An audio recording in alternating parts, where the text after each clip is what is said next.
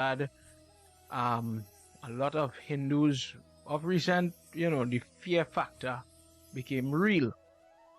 But it is apparent that is it really so shocking?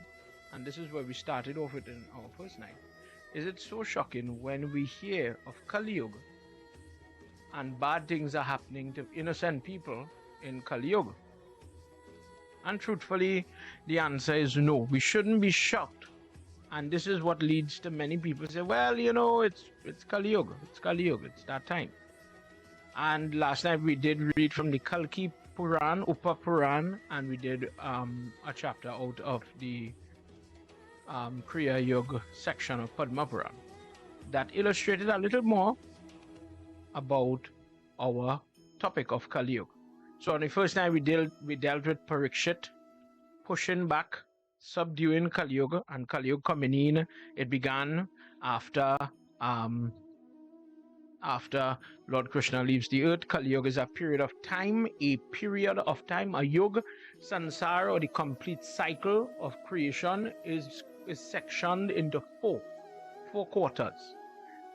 And we dealt with the different yuga: Satyug, Treta, Dwapar, and Kali Yuga. Kali Yuga is the last quarter. It is 432,000 years long. It is 1200 divine years, the time of Brahma, 1200 years. It started approximately, based on our text, 5,124 human years ago, and it roughly has 426,000 years to come. And in different texts, we deal with the signs of the times, as they say, the signs of the times. What is expected to happen during this time?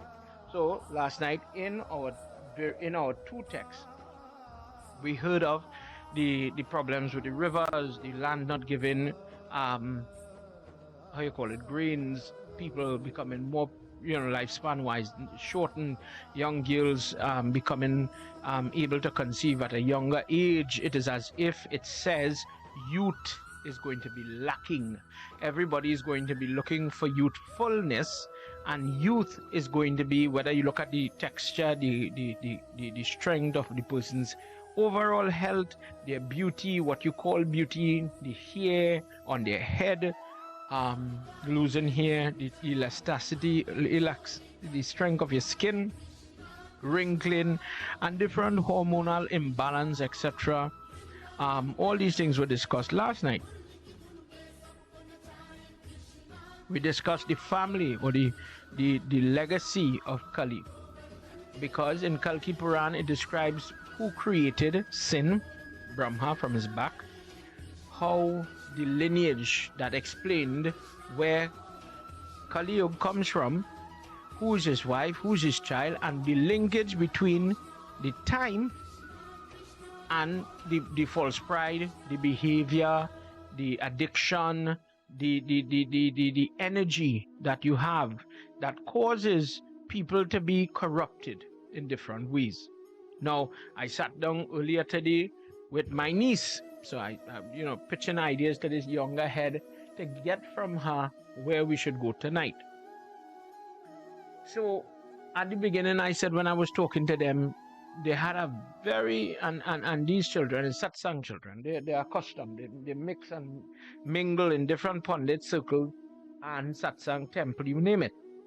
But there is a little gray area when it comes to what is Kali Yuga. And then she says this evening, Mamu, if you say Kali Yuga is a measure of time, based on what we just said, 400 and something thousand years long,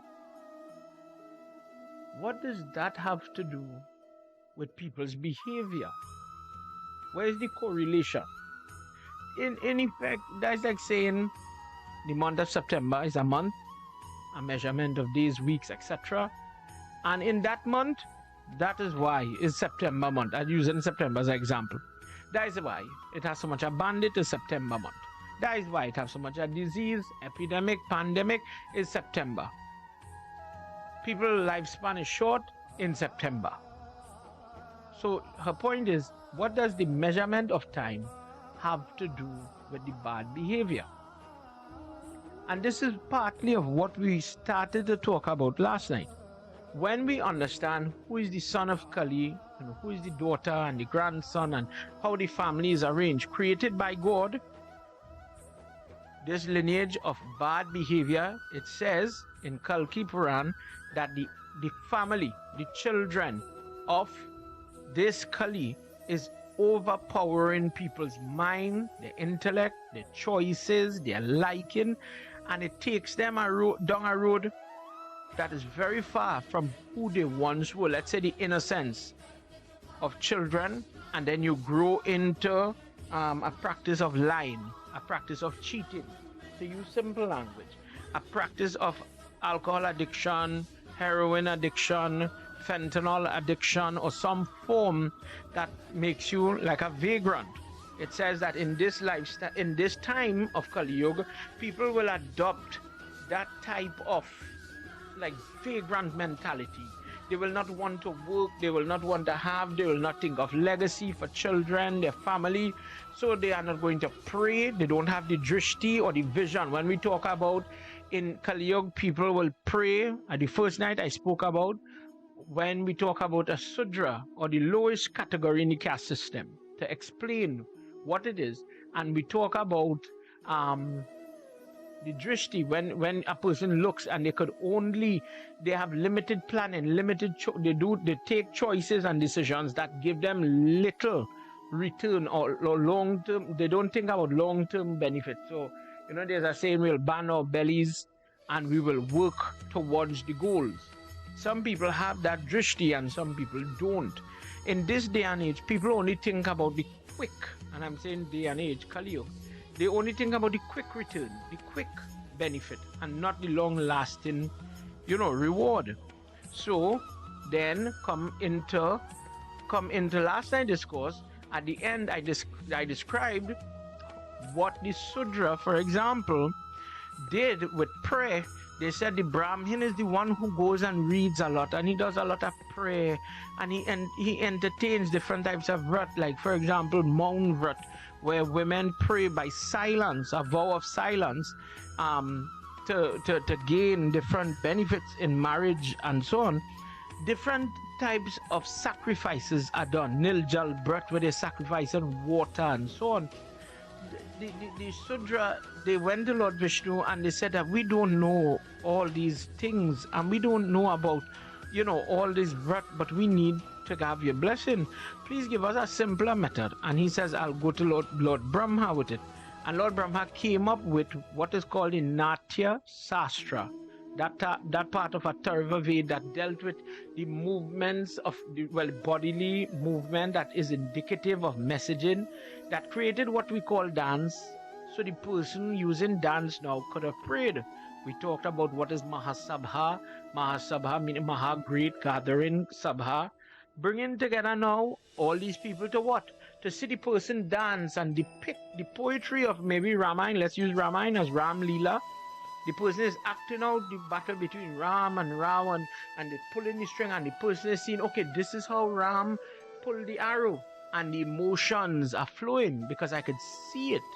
But what it is showing is that we are not able to see, when we talk of Lord Shiva and the vision that people in yoga of the past, lifespan and the ability, the attention span to visualize God, to see God, and to hold Him in their mind and in their body, that ability, that is lost. So people cannot pray like that. They have to pray in these newer, easier methods. And even there, we are losing it.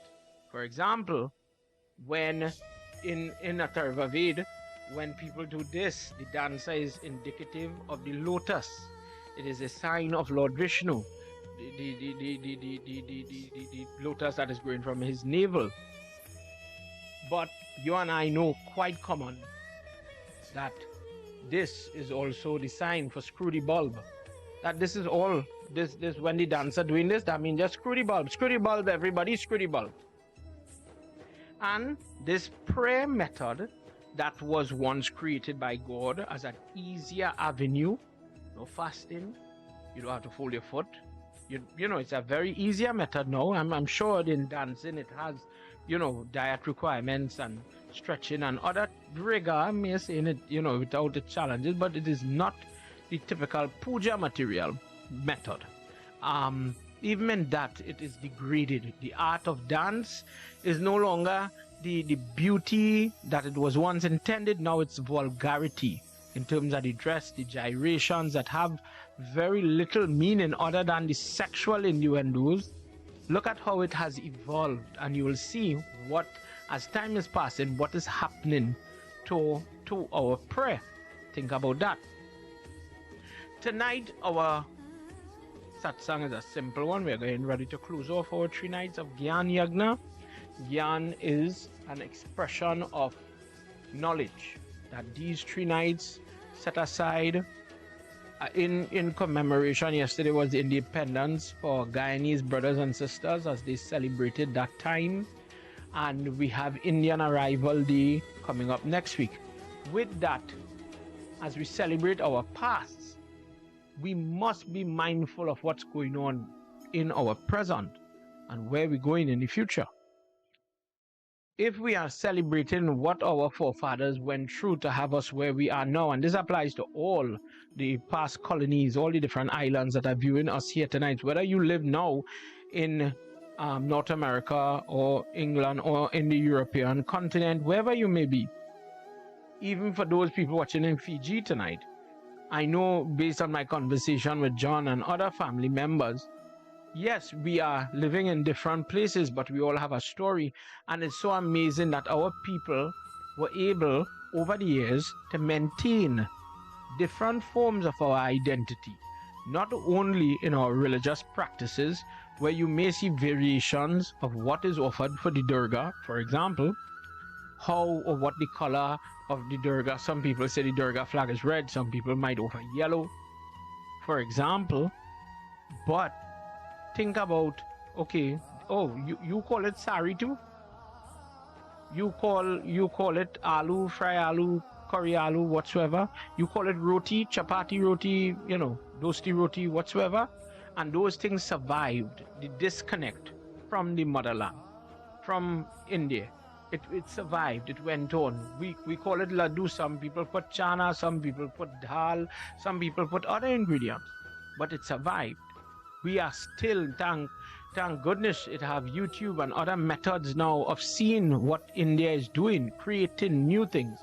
And we are learning new things. The world get very small because of the interconnectedness. Tonight, we have people viewing from Varanasi with us.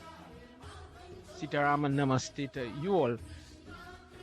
But when you think about what you are celebrating, we have to be very clear that we do not only consider and laud and praise these people that we belong to, our ancestors, and we think about how hard they toiled in the fields and all that they did so that younger generations could have a piece of land, or maybe the right thinking when it comes to the approach of hard work in school times and then hard work in the occupation and the job, so that generational wealth could be acquired, family life could be acquired, care for elders could be happening, and in the same time care for the younger ones.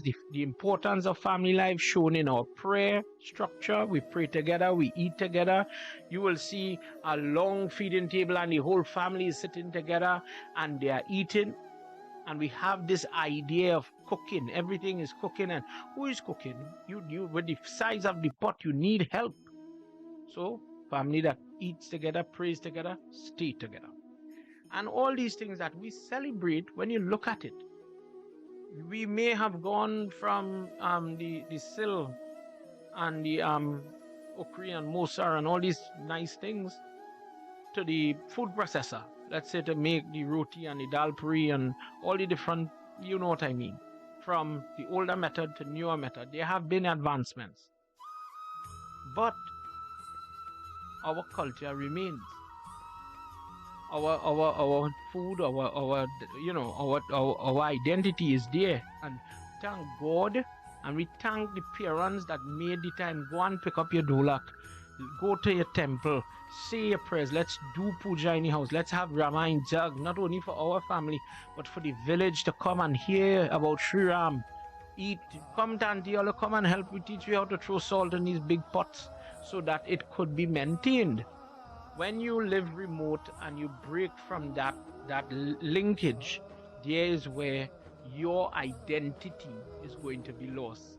So in Trinidad on next week Tuesday, we are going to celebrate the accomplishment of the Indians that arrived, and all, not only they arrived, but the struggles that they went through, so that we could be who we are, we could have what we have. And that pride that we have, that these people journeyed and took a risk to come to this new place, unknown, uncharted in terms of their knowledge. It isn't their normal thoroughfare. Think what I'm saying. If you journeyed to a different part of the world in our recent history, I went because there is profitability, there is some benefit financially or healthcare wise. I'll go there and I'll be able to benefit. Suppose, yes, there's a benefit, but I don't know what I'm going to meet. It is with my faith in God I'm going. And with that, in God I trust. It's amazing. Really, whether you check Guyana, Suriname, wherever you go, it's amazing strength of character and faith that these people had. And we survived till today, so we celebrate. But we cannot let them down. Consider what I said. Tonight, as we get ready to go into our satsang, if you came in late, Sitaram, and welcome to our last session of Gyaan Yagna in this month in the Hindu calendar, where different accolades, different things are being celebrated. And as we get set to enter into our discourse tonight, please put your hands together as we do simple mantra, and then we get into our Katha. Oh, Gyaan Bhutaganadi Sevitam Kapetujam Valachara Uma Sutam Sho Kavina Shika Namami Veganeshwara Padapankajam Sarvamangala Mangalye Shive Sarvat Sadhike Ho Sharanye Trayambike Narayani Namostute Guru Brahma Guru Vishnu Guru Dev Maheshwara Guru Sakshat Param Brahma Tasmai Shri Guruve Namaha. Om Namo Bhagavate Vasudevaya. Om Namo Bhagavate Vasudevaya. One last time. Om Namo Bhagavate Vasudevaya. Vrindavan Bihari Lal Ki Jai. Sitaram, and welcome everybody to our satsang. As we are talking about Kali Yuga, and we want to continue tonight into our last session, because the question tonight must be, we are understanding Kali Yuga. But going back to where we were talking about, all the bad things that are happening, banditry and kidnapping, problems that women are facing, different groups, racial groups, religious groups, when you see, if you take out your mind, locally in Trinidad, one race is being pinned against the other race, and these inflative words, these words that are getting people baited into hating one another, is not solving the problem. Think about that, eh? If somebody says, this one is that one enemy and so on, and you get all vexed, yeah, that's true. This race is taking advantage of that race. Does that solve the problem? We have to look for solutions. And whilst there are trends, the murder rate in Trinidad is so high, everybody's a victim. But race is a card that is used. Because the reality is we live in peace. There are forces that cause differences and divisions. And there, these moves does happen, and then you have a reaction to the move. And then you have a problem. By and large, normally Trinidad is a very peaceful place. And you have people that love one another, and they love each other's culture, food, definitely. In Trinidad, who don't love our doubles? Think about it. And as we mesh and gel and we come together, remember, as Hindus, we've been saying it, as Hindus, God is equally present in all of his creation.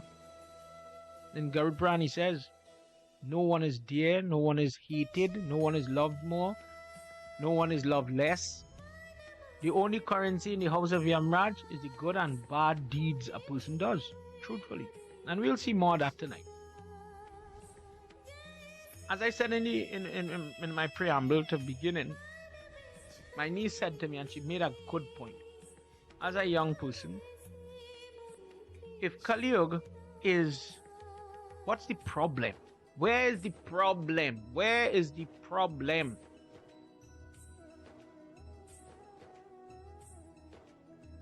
Kali Yuga. Mamu, you said Kali Yuga mean bad things are happening, but how is the bad things happening? Is it that people are bad? There are some people that would like you to believe all man bad, women are good,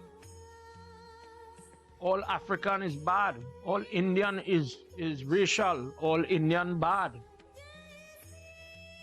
The person is bad.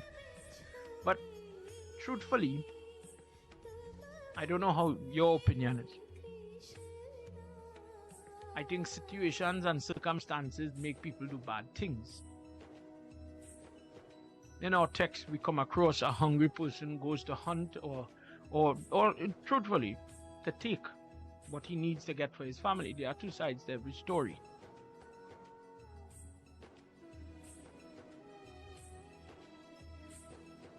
Let me see if we could understand, just to be clear before we go forward, what this bad time Kali Yuga has to do with the bad things that people are doing. Let us understand what it is, what's the linkage. And we heard it last night in Kalki Upapuran. He says Kali Yuga is personified by Kali, a black, very dark, like oil, in human form, person. And his family has all these bad traits: false pride, anger, violence, jealousy, envy, sin in different forms. Things that cause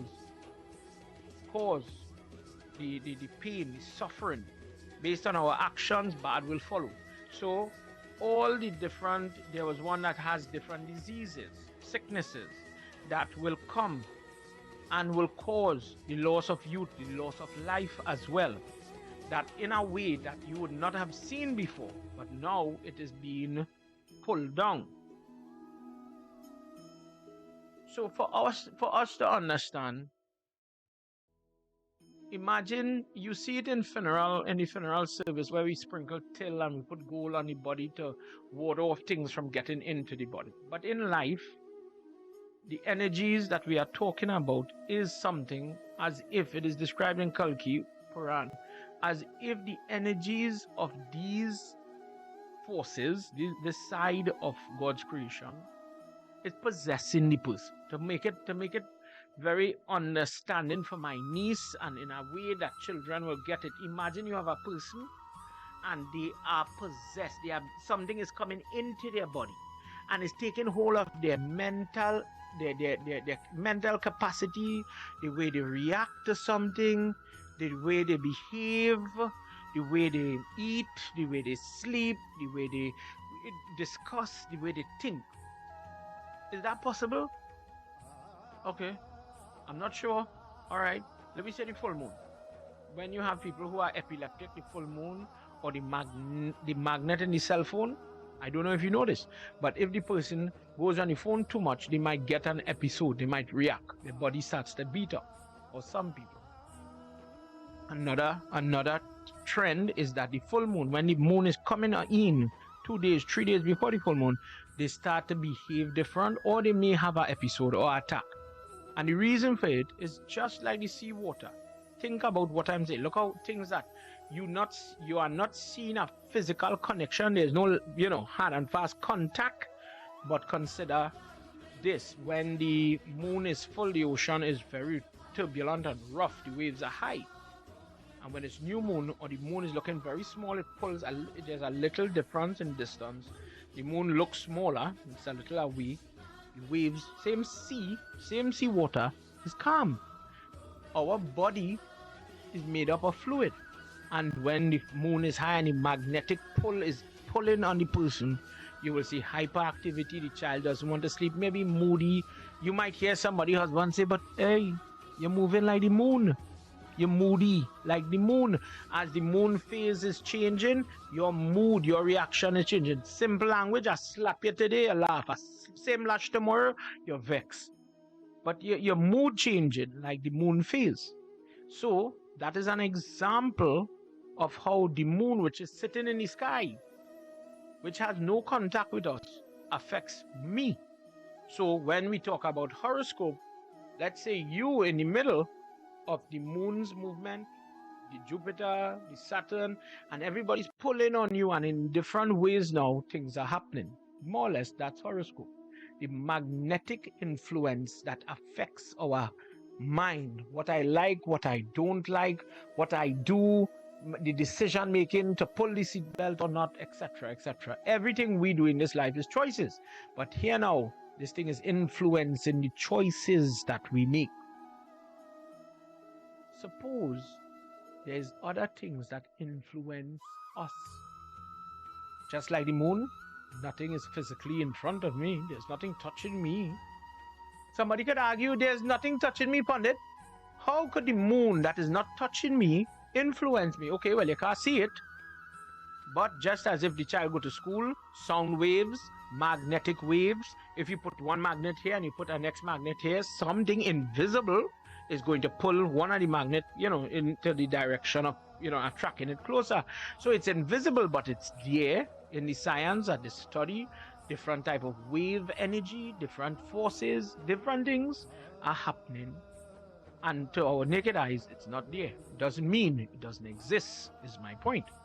Likewise, these entities that we use Hindu names, but the tendency to go from not being addicted to gambling to being carried away with gambling, to being a very, gracious person, charitable person, philanthropic, giving, helping, studying, people need help, I want to help, and then becoming very crass and greedy, and you wonder what made the change. Where did this man change? How did this man change?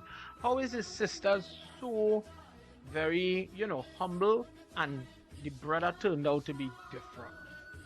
Where did the influence? Where did this come from? Because, come on, let's be real.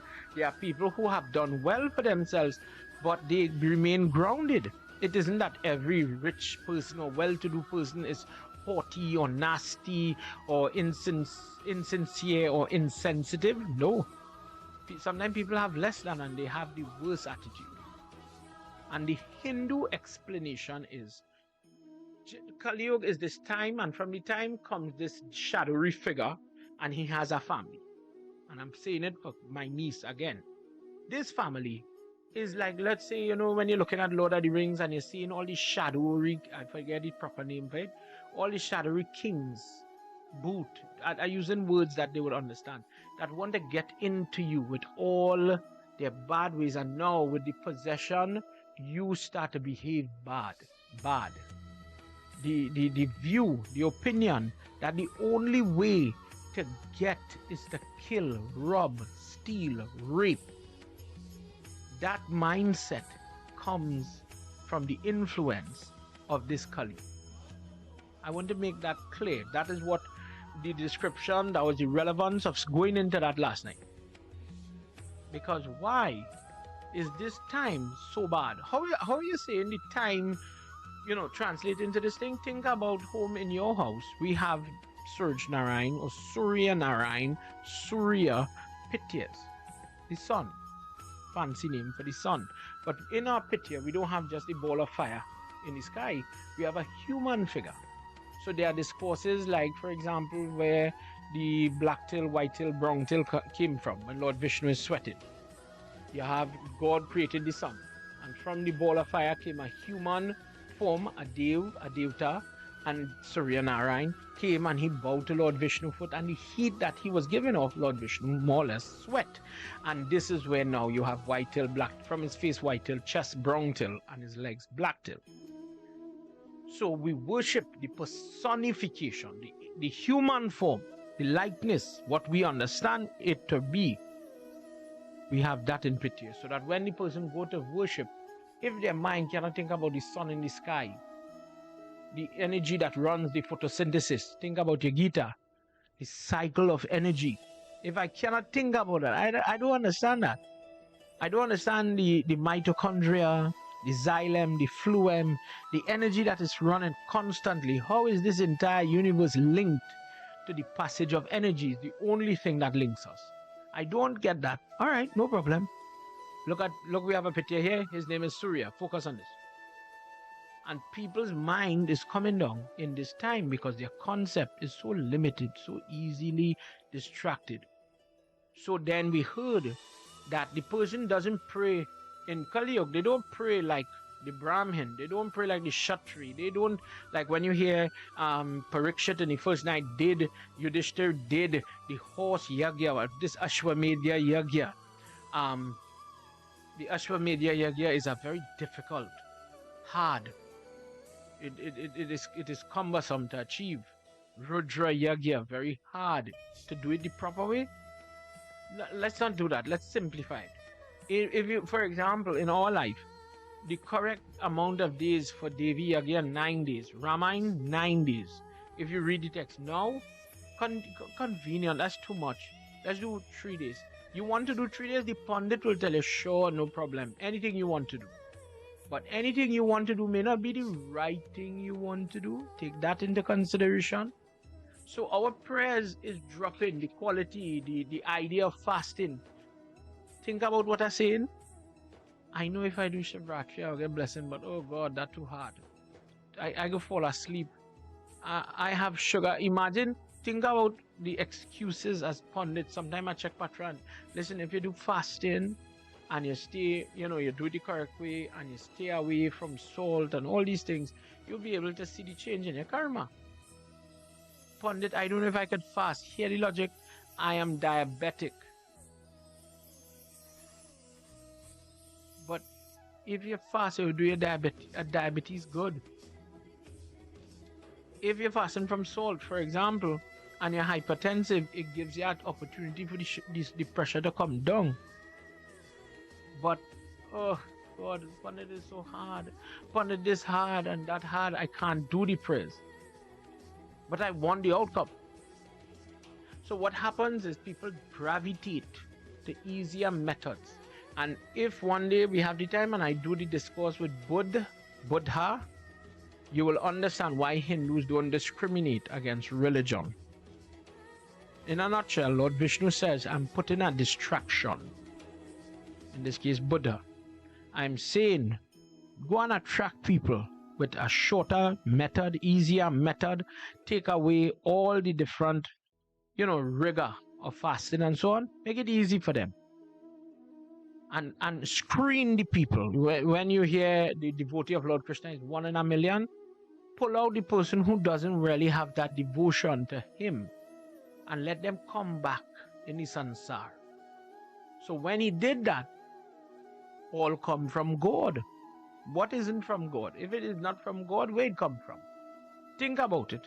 I've heard that brimstone and fire, you follow Hindu and you're not following our religion, okay, I'm going and burn. That's my, that's my road. But if that is the case, if God didn't make me as a Hindu, who made me? God is God and God made everything and everything is God, but God didn't make Hindu. Kind of limiting your God there. My God on the Hindu side made everything. Everything could be my God. My God could be the lion. My God could be the cobra. My God could be the Christian God, the Muslim God. All God is God. All creation is God's creation. This is why in Gita chapter 12 he says there's no room to be prejudicial. This is my problem with the race card and the prejudice. It doesn't support that in our religion. In other religion, it tells you that colored people in one book, colored people have that color because God cast the fire of his anger into their skin, making them look dark. And they were marked. Their sin is marked. So it was a way of telling people who are fairer, you are better, you are God's choice, you are God's children, and the darker peoples have to be subjugated because they are sinful and they are marked for you to, enslave them and so on. Our faith doesn't talk about that. Our faith talks about everything. The different walks of life is God. But during this time, people would not have the attention span. All people would not have the attention span, and they gravitate to the easier ways, the shortcut ways, to get, but they want the outcome. So it says that, and I'm looking back at where we were closing off last night in Padma Puran, chapter 26 of the Kriya Yoga Kand. He says in this time, people will not pray like the Brahmin with their Brahmin methods, or the Ashwamedha Yaga is a how you call it? Kshatri method. They will pray like the Sudra. So how does a Sudra pray? Please remember the Natya Sastra in the Atharva Veda or in Sam Veda with the song. People will be gravitated to sing or to dance, more so dance. So look at it. Whether you look at Carnival or the Fete with the French history, and the dance in different ways attracts a person. Why does it attract the person? It is interactive. It is something physical that I could see. It is something that the person could understand, the illustration, the emotion. I love it. I understand it. Now I understand what Dasrat was going through, what Kaushalya was going through, the anger of Kaikeyi, Bharat's burden, and I am seeing it so I could get it. Oh, that is how a Sudra prays, because they can't do the mantra, the fasting. Think about the option. Think about yourself. Think about your own self. If you came and you said, Babs, I have a problem, and you can say, all right, fast every Monday for a year. I remember Pandit Anand from New York one time, he was talking and he says for Shashti Puja, the 6th Tithi, you need to do it the correct way and check the Shashti Tithi. And on that Shashti Tithi, make the kheer, boil the rice. Now remember, he's advising, so everybody listening supposed to be, because you're what the answer, you're what the secret, this is a knowledgeable Pandit. Oh God, Pandit, all that? That was the first comment somebody said. Tell me if this don't happen in your circle or in your presence. Oh God, Pandit, all that to make the sweet rice? We can't just boil it in water, we had to boil it in milk too. Oh, the 6th day, oh God, we had to check the calendar now. Oh Lord, we had to fast for a whole year, Pandit. How KFC gonna make? How they go? Oh God. But is for you and I benefit. However, if we go to the mechanic, there's no cry. It have to fix, the oil have to change, we understand it have to change, it got change. We go to the doctor says, listen, there's a problem, this is what is required. Doc, I trust you, we need to get it done. I might have to cut, I might have to see blood, I might have to undergo this, that and the other. But for the preservation of life, let's do it. Okay.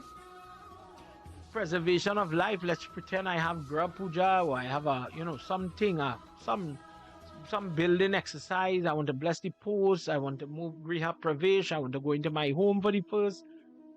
But the prayer is dwindling. Another example.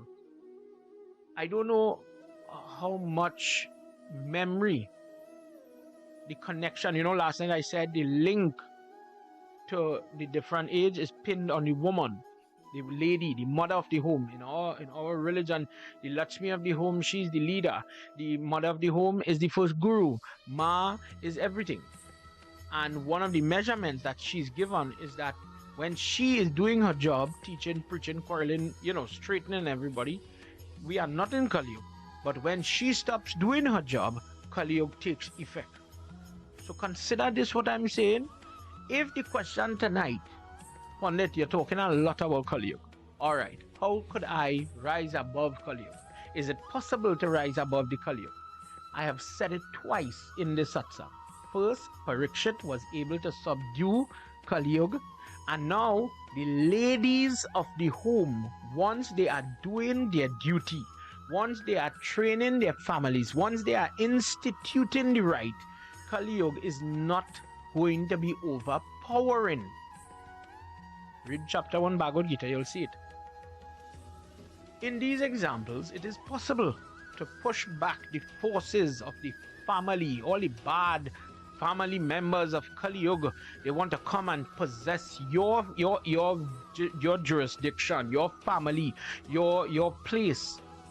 Is it possible in other parts of the world that people could live safely without disease, healthier maybe, happier, better quality of life, better medical, better system, better politician, better grade or qualifications of politician? Yes. If you look at the nicest place, safest place, happiest place to live in the world, you will see there are some places that are very good and some places that are not very good. So it is possible that although we are saying it is Kali Yuga, it started 5,000 odd years ago, based on our check-in and our text, we're still early days. It is still possible to prevent some of the effects in our life. We are still able to save somewhat the environment. There are two ways of thinking, that I am the Jivatma and there's Paramatma, there's karma. But it is from that Paramatma, based on my karma, previous karma, that I have Parabdha karma. Parabdha karma means the karma you're born with, the time you're born, the family you're born with, the mother you're born from, the children or not, the wife or husband or not, the type of job, the weather you're exposed to. Some people are freezing in Saskatchewan, some people are cooking in India. Different people have different experiences because of your karma. And what do we do? How do we push back at this Kali Yuga? And this is what we have to discuss. Mortals in this age, in the last part of this chapter, he says there's a good about Kali Yuga. Guruji says to Jaimani that mortal men can reach in this Kali Yuga to the heights by uttering the name of Vishnu, by worshipping Vishnu. In Satyug, it would have taken more than 12 years to get an iota of blessing. But in Kali Yuga, very quickly, the blessings of that name are there for him or her. This is the truth. This is the only true thing, the power of the name of God. Think about this. You know about it. If a person dies with the name Vishnu on his lips, immediate, go to God. And we all take that, and we know that as Hindus. So we name our loved ones great names, so that when you're calling Vishnu, Vishnu, Vishnu, Sachin, form of Lord Shiva, Shrishti, Drishti, by calling them, you know the truth. Sometimes we're cursing them, but you're calling them. Nonetheless, I'm training the mind to call the name of God. The puppy, Sohan and Baliram and all the nice names you just give the animal. The reason for that, the Nam Sanskar. is so that I give you a name that even out of love, when I call in that name, the name of God, going back to that Katha with that Jamil in Bhagavad Puran, when they come for the soul of a Jamil, he says, God, he didn't call your name, Narayan, he's calling Narayan, but he didn't mean you, he was calling his son when his life left the body. Lord Vishnu says, you don't understand my name. Don't mean it, don't understand it, but call it, and it will get effective blessing. It'll be, the efficacy is there. The problem, their guru, is that no matter what a person does, because their mind in Kali Yuga is not pure or stable, verse 44b, I have said it before, Guruji, their mind is so amazing that it is swift, and it is met in Gita, that the mind would become like a monkey. It cannot be tamed. The person, not because you are telling yourself, and this is so amazing. Imagine you, okay, I'm dressed, I'm sitting by the Bedi, I want to do prayers, I'm going to have puja, and your mind goes somewhere else. Although it is your mind in the moment, it is as if you're not in control of yourself. Guruji, in Kali Yuga, the person does not have that control. They have lost the ability to maintain purity, Sauch. They do not have it. Tell me how now, when the person takes their hands to do any type of activity, out of daya, mercy, if they do dan, let's say you are given water, food, puja material, what we will say dakshna, any type of siddha, sharing, helping, seva, charity type of thing, where you are helping people, but your mind is swaying, going, you are saying, call the name of Vishnu, formulate the name of Vishnu, but the person's mind cannot hold fast. How is this activity, the praschit or the godly or the repenting action, going to benefit the person when they are not thinking the right way? Their mind, the focus is not there. Wouldn't it lead to ineffective outcomes? Verse 46 into 47. A person, listen Shishya, a person should devotedly offer whatever he or she does in this Kali Yuga to Vishnu. Every act that is dedicated in the name of Vishnu becomes in as it were, without being exhausted, without being limited of the energy or the ability to give the person blessing. The person is in this moment now able to attain liberation by simply giving whatever they do to Lord Vishnu. Don't you know, when you're offering the sindoor in Dan to the Devta, the flowers in Dan, I'm using a word, I'm making gifts, because Dan is one of the methods that we use.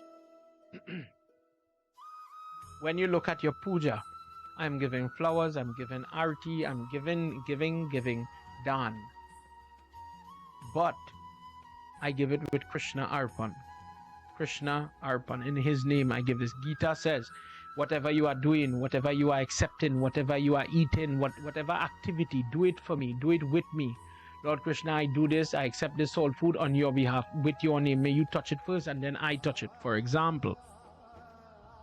In this way, everything that you're doing with Lord Vishnu in mind, that type of ritual, when you employ that highest soul, the Param Atma, it brings the person closer and closer to liberation. Blessed is the person who could gain this practice, that they would never be touched by the relatives or relations or the workers of Kali and his time Kali Yuga. Vrindavan Bihari Lala ki Jai. So the solution is Lord Vishnu. But last year when I was reading Kali Yatra in New York, people want to know about Kali Mata. And I was reading a comment, I believe, by I'm assuming a member of the Hare Krishna Society, a Vaishnavite society that preaches, if you don't know, that preaches about Lord Vishnu and his forms. Krishna is the highlight, but they also highlight the different avatar of Mahavishnu, such as the Narsingh Baba, Sri Ram, etc. And the person did leave a comment on one of the streams and says that if you learn about the effectiveness of his name, chanting his name, you would understand that in this age of Kali Yuga, this is the way to go. And I 100% agree, based on the writings tonight of Padma Puran, that if I have to evade, if somebody said, why am I saying in the Hare Krishna they have Hare Rama, Rama Rama, Hare Hare, that you know it. Why do I have to do that? Because just by chanting his name, a person attains the blessing of Lord Vishnu very quickly. But there are so many devatas and devis. Why is Lord Vishnu higher, using a word, higher than the other dev and other devis? Gita talks about it, that there are different types of austerity, sattvic, rajasic, tamasic. In this age, there's a discourse in Skand and Padma Puran why Lord Vishnu is so popular. I'm using words there, follow me. If you pay attention to your text, Sri Ram is Mahavishnu, Hanumanji is an incarnation of Lord Shiva. When Lord Vishnu comes as Krishna, Mahadev Baba is coming as his son in the form of Samba. Different forms, but the main is Lord Vishnu, and the assistant is Lord Shiva and Indra and Agni and all Nal, Neel in Ramayana time, etc. In many examples, Lord Vishnu is the one who is coming in the Das avatar, the 10 forms, coming from the turtle up to the Varaha, the Narsingh, different names. Why is Lord Vishnu so, in this passage here, it's saying that Lord Vishnu is so potent? There was a discourse that there was a Yagna, and this is a summary.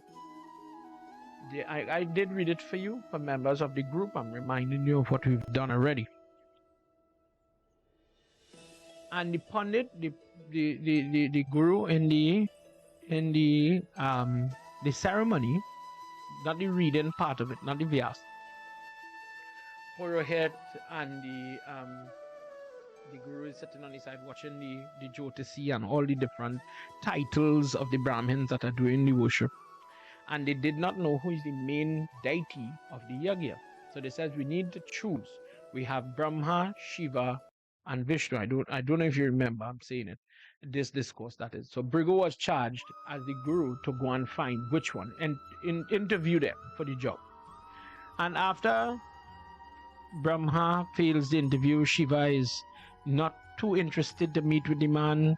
He's more interested with Parvati Mata and listening and watching Kartik and Ashok Sundari and everybody. They're both put to the side that you would not be able to hear the prayer of the person upon the earth. And this is why they are not the main. Please remember what I'm saying. You are not now. It's just me coming to look for you. And you don't have the time. You're not making it a priority to listen to the prayer of your devotees or the creation. You will not be the person in the ages, in the sansar, to save them in their different times. When he went, however, to Lord Vishnu, he kicks Lord Vishnu in the course of the talk. One of the marks of Mahavishnu is the foot stamp on his chest that the Brahma Brigu did put when he kicked him. But instead of reacting badly, Lord Vishnu humbled down and he says, oh my Lord, I damaged the foot of the Baba. My chest is so hard, this gem on my chest is very sharp. And he got up and he rubbed the foot and washed the foot and massaged the foot. And there now, Lord Vishnu was given the title as the chief devata of the Yagya. In fact, if you don't do his worship in the Yagya till today, the prayer is really incomplete. Shaligram worship, mantras, etc. in different ways, Hawan, different places. He's paramount in all puja. So does that mean the other devatas are not there? No, they are there. But their worship was suited for different times and different people. For example, the types of offerings that Agoric people would offer, the type of prasad that Agoric followers would partake of, meaning the offerings that you are giving the dead body, the corpse, to the god in the fire, and when it is gifted Krsna Arpan to the fire, the Agoric people will go and eat human flesh and say that is prasad, touched by God. In theory, it is correct. The Naga sadhus, they do not believe in clothes. If you have no attachment, remember last time when we were reading, in this age of Kali Yuga, people will only want to have combing of the hair and looking pretty and looking handsome and nice. Putting on makeup, using cosmetic surgery becomes an extra and a stretch now to modify the human being. When you look at young girls bleaching their skin, why are you doing it? It's because I want to look appealing. I want to have that attention. I want to feel good about myself. But how you are naturally doesn't make you feel good about yourself, by yourself, for yourself, not much more for other people. So these things are taken off and becoming more and more popular. The Naga sadhu is just like our Shiv Baba, who says, I have matted locks, meaning the hair, how it flow. I'm not combing it. I'm not looking to look vain or to be vain. Leave that. And it is one of the things that really illustrate Lord Shiva and his devotees, this jata. So they maintain that you and I may not be able to do that, but we are still Hindu. We pray different. We believe in different things. There are people who believe that you have to offer the blood of an animal and then mother would be happy. God does say, offer me a leaf, a fruit, a drop of water, I'll accept it. There are many inferences in our olden texts where the Kshatri, till today in Jaipur, the Kshatri family, they offer a goat or a sheep every day in the Devi Mandir. It is done. Different people pray differently. They hold to different things. What does that mean? There are worship that could be done where blood is involved. This is where you're praying to kill the other side, like in a warring faction. That is not prayers for liberation. You have to understand, if I went in the kitchen and I put flour to bake, do I really expect when I open the oven to get red bean, stew red bean in return? What you put in is what you get. So if I put in offerings, mantras, and things that are suited for war and for conquering the enemy, conquering people, destroying them at all costs, that when I raise my blade, it must not stop until it gets blood. Fight. Then that is how a Kshatri might pray. It doesn't mean because it's in the book. I saw somebody, oh, it's in the Puran, and it's in this Puran, and it is in that Puran. It is in the Puran. No argument. But think about this. One of the places where you will find a great proliferation of Devi Puja is at the home of a prostitute, at the home of a person who is transsexual or bisexual. They pray to Lord Shiva and Devi Mata half and half. Their offerings, their dress for the puja is different.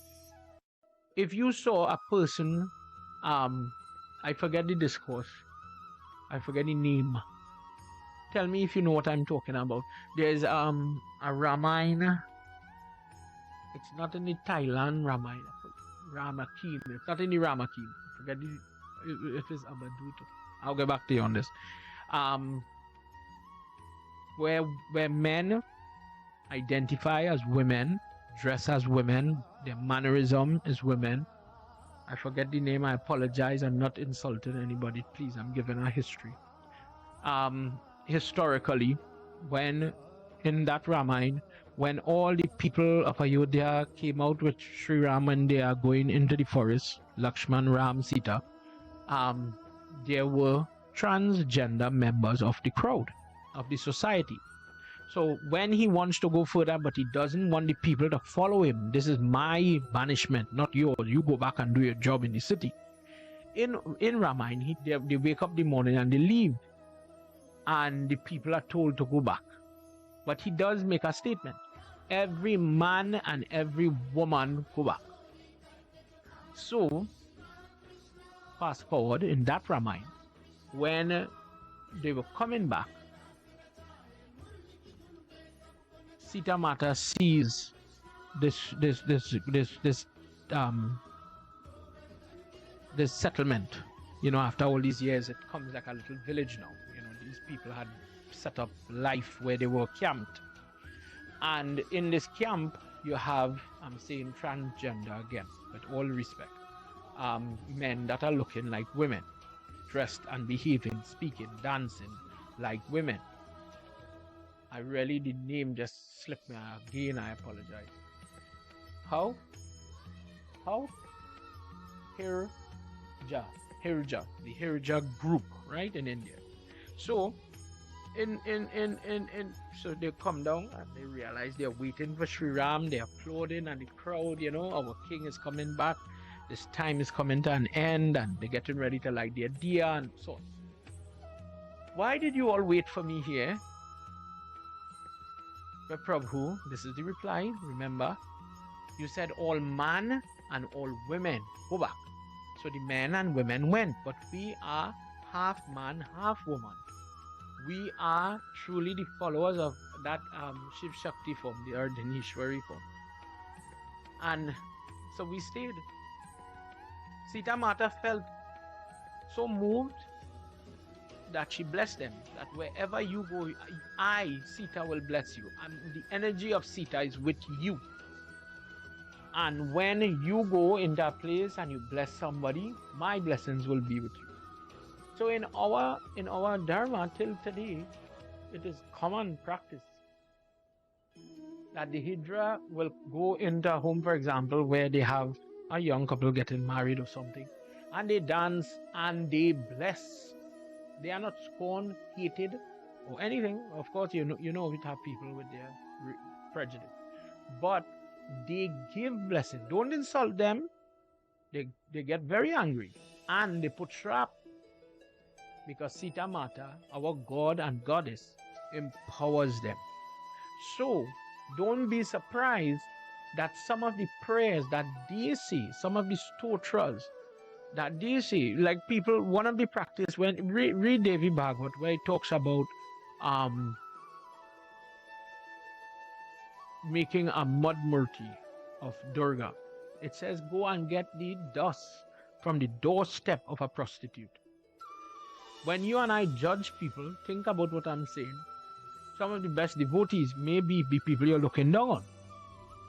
People pray different than Hinduism. When Sabri and Sri Ram are talking, and they're talking about the 9 forms of devotion. Some people sing, some people love to listen to discourse, some people love to do puja, some people love to serve the foot of Guru, parents, Guru. And we heard all that. Different ways of praying. So if I pray differently, does it mean you are better and I'm worse? No. It means in this context where we are saying Vishnu is being selected, it is the easiest way.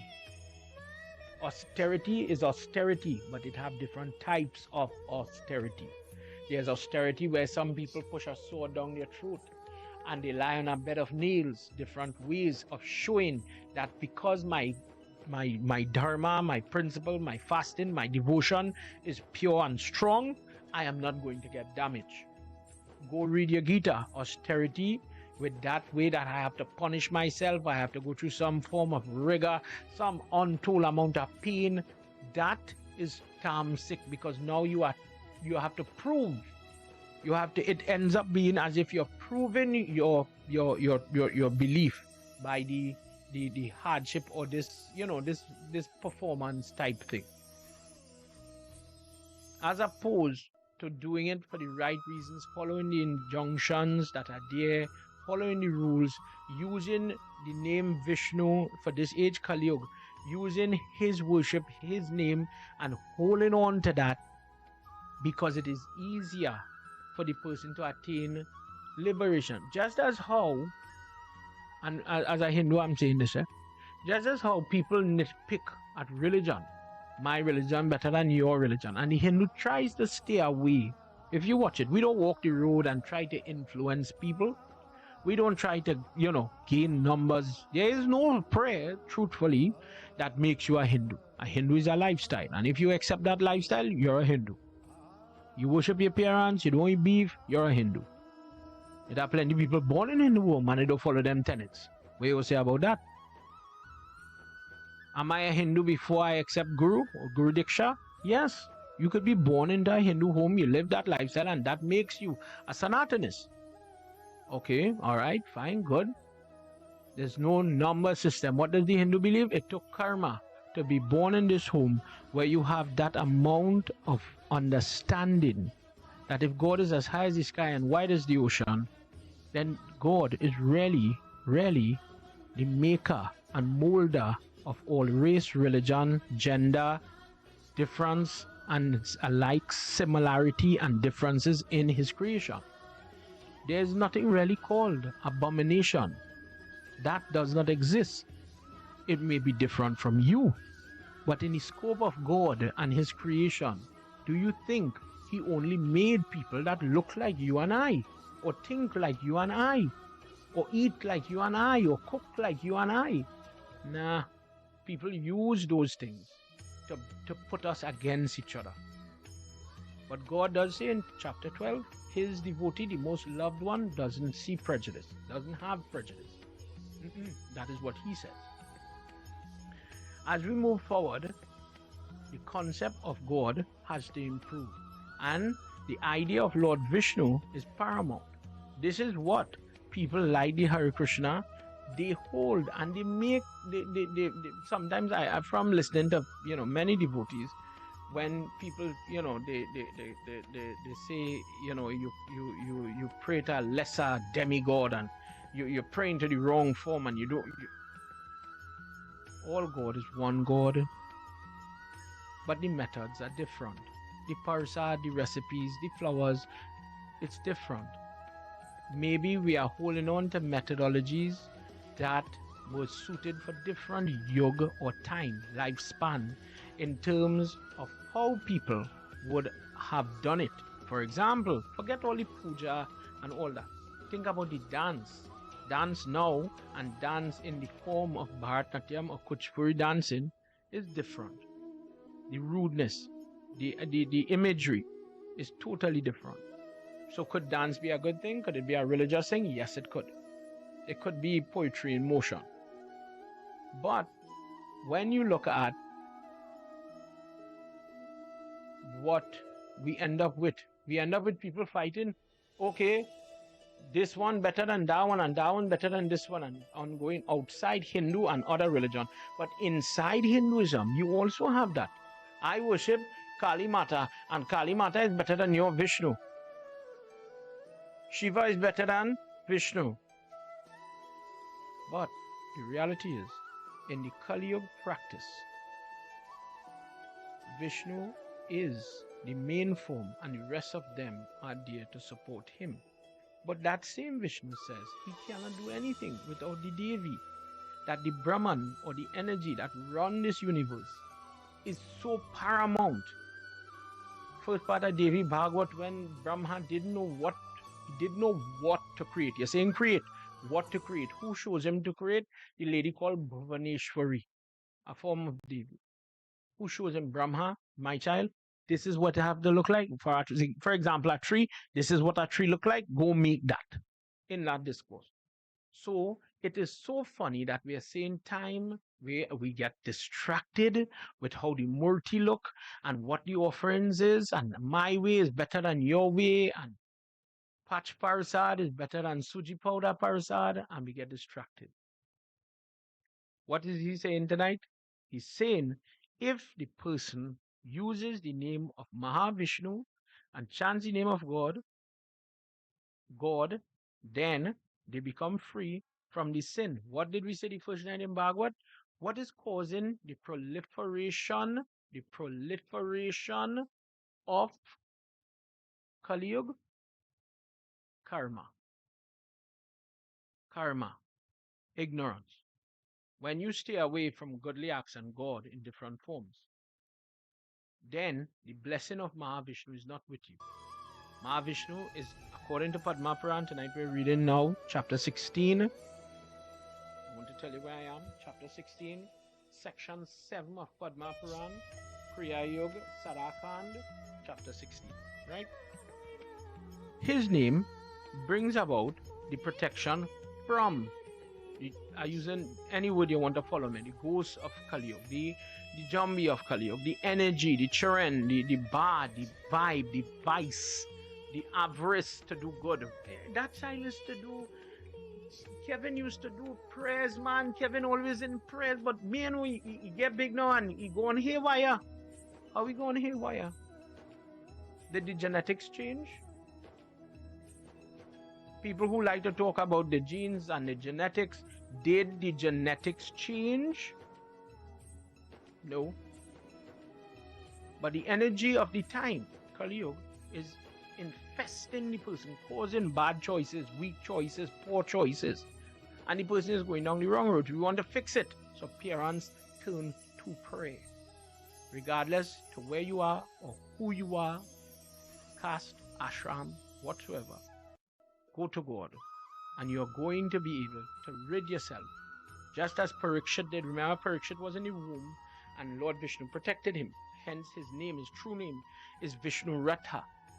And in his life, he's always searching for Lord Vishnu. Is that the guy I saw in the womb?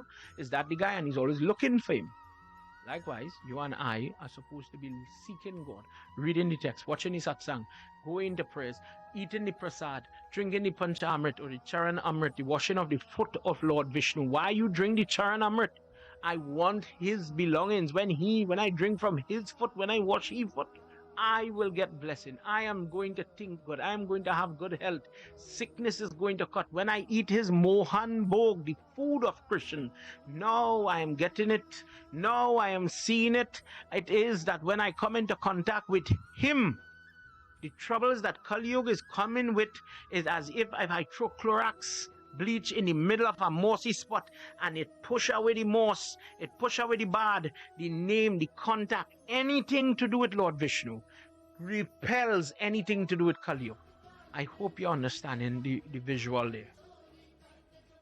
What's the problem? To understand the visual, you're seeing it now, you know. Tell me what is one of the problems that we have today in society. My niece will sit down with that phone and watch video after video. When the video used to be on YouTube, that was one. Now it come on this new app, TikTok. That's it. That mother would call, she answered. Call, she answered. Oh, I didn't hear you. So engrossed in the phone.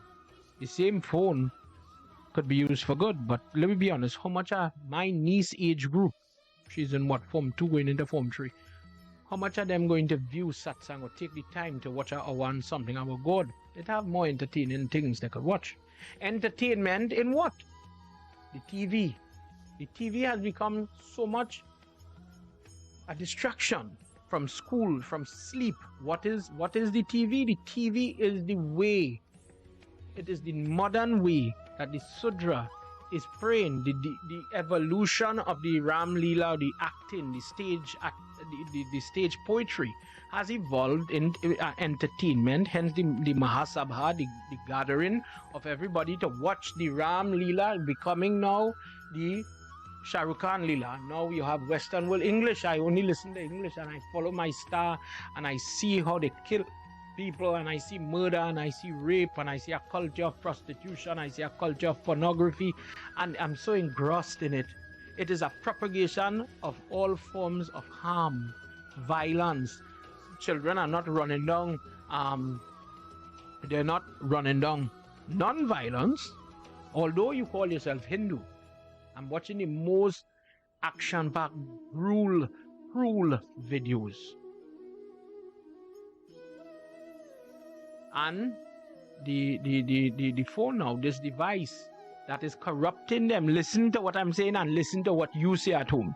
The phone is the distraction. The phone is the corruption. You see videos where children ill speak their parents. They don't want to pray. And okay, then you have the same type of behavior at home. That is the reality. I don't know how it is by you. All of you watching, anybody want to leave my comment, please Tell me. Tonight is my Auntie Radha's birthday. I want to say, Auntie Radha, on behalf of everybody, happy birthday. God bless you. I know Tandy Savit, well, she came up by you in New York, and I'm glad that two of you are together. God blessings to two of you from all of us home here. Think about it. If why is the video or the new, all this new technology that we have, why is it having a negative impact on the youth of today? And because of this way and the corruption, that it is not a method of, maybe you could use YouTube or some method of technology to listen to the Hanuman Chalisa or the chanting of a mantra or stotra, watching religious video, but the infiltration of the elements of Kali Yuga, the person doesn't want to watch that. They want to watch gossip and things of that nature, and X-rated nature that is more appealing to them. Let's hear a short discourse in chapter 16 that does not deal with the typical person. We're going to hear about somebody who is born in a very low caste, somebody who is born in a family that he was not taught about God, but still he is able to achieve liberation. Vyas Muni is still speaking to Jaimani. This is earlier in this volume of Padma Puran. And he wants to know about the effectiveness of Mahavishnu's name. That I don't want to sink in this age, in this time, in this world because of sin. I want to rise above that sin. I want to come out of this existence. I want to come out of this earth. What will allow me to do that? He says the only thing is devotion to the sweet name of Mahavishnu. That is the liberation granting tool. O Brahman, Jaimani, I am again describing the greatness of Vishnu, the highest the Paramatma, the highest soul, which destroys all unhappiness. Unhappiness is what? Unhappiness does not refer to, or not. Unhappiness is in this life, you get attached to parents and then they die, you get attachment to your home and then you have to move. Let me say in a girl life, she have to marry to go to her husband home. As you get accustomed to a way of life or a standard of life, you lose your health, you have to change, things happen, you lose your hair, you get different type of bad news. So in one part of life, life is given. You are gaining, you are learning to drive, you are learning to work, you're making, and then in a different way, life is taken. Your children have to leave home, you see them marry, you see them disappoint you, you might live to see a child die in different situations, but you're losing, so you are grieving. So just as how life is, you are gaining, you don't get to keep anything. You come alone and you go alone. So it's a very hard thing, this sansar, that the happiness, and this is in Gita, that the happiness that we all, and this is not any particular caste, or any ashram, young people, old people alike. Whatever we attain, whatever you have in Gurupran, it tells you the money you so think is yours, the property that you think is yours, is it really yours? How long are you the caretaker of this house, land, property, money, all this is mine and I have this? He says it in Gita. The foolish man thinks, oh, so much of money was created by me today and garnered by me today. The money corrupting the person. Why? Because Kali lives there. He doesn't realize. What's the reality? You hoard it. And Gurupran says, the next generation, your child or whosoever, will squander it in days what took you years to build up. But you is the one who don't realize that my child is different. I'm going to put this away for them and they will value it. Value what? Did they work for it? No. In today's world, they're mine before you could die. The insurance money, why you don't die? Me about to get medicine today, you die, I get the insurance policy. That's the world we live in. Look at their mind and where is it coming from? The unhappiness, when death will come for me, God. Why I have to live like this? Why do I have to live like this, God? The unhappiness, The only thing that could destroy that unhappiness is the name of Mahavishnu. Whether you are Brahman, Kshatriya, Vaishya, Shudra. Remember, people are saying the caste system, but remember, it is Krishna who says, I created the caste system. Please, please, please, please, please, see it, that there are people who are different. We are not all. We are Hindu, we all the same. We pray the same. We like the same thing. In the example of dance, Sudra says, we do not have that knowledge. We do not have that training. We were not born into that type of family. Not everybody is born to the same family structure or family experience. Some people had money to make roti, some people didn't. Wouldn't there be a difference? Think about it. There are differences from house to house to house. So all this is saying that different people would live, eat, pray differently. Depending on where you came from, or even lower than that, those who resort to Vishnu's devotion in this age of Kali Yuga, consider them to be most fortunate. There's no doubt about this. If a Brahman, for example, who is supposed to be educated, and he is not a devotee of Mahavishnu, consider him the most inferior individual. Let me say that again.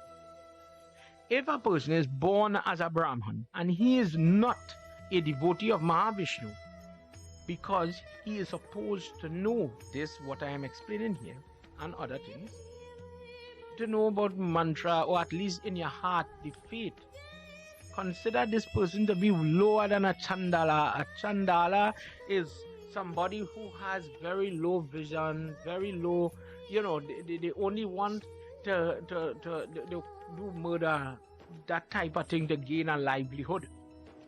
He said, however, if a Chandala or a person who would sell their daughter, if you take this daughter, you'll give me 2 cows, you'll give me money, etc. That type of livelihood is their life. That person, however, they're born into the Chandala home, but they worship Mahavishnu, know that that person is superior to a Brahman. So for some people who on the Brahmin boat, that everybody who come from India, Indian arrival, all of them, apparently half of them, the name Maharaj. I had a different story, but in case I'll get in trouble for that. But it is not simply you could sign a deed poll, change your name, and you are a Brahmin. It don't work like that. Even by these people's definition, that your genetics, your name gives you certain traits. Your activity, your knowledge, the way you, let's say in this example, how you pray, and not only pray, but how you pass and inspire that prayer that to other people. Think about this.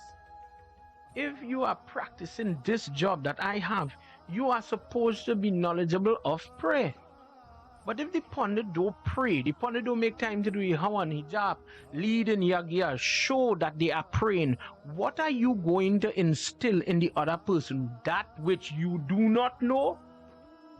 Something that you don't know how to do, you don't know, okay, when you're in stress and your family's sick, to turn to God and use this mantra and try this fast. I'll use it, it could work for you too.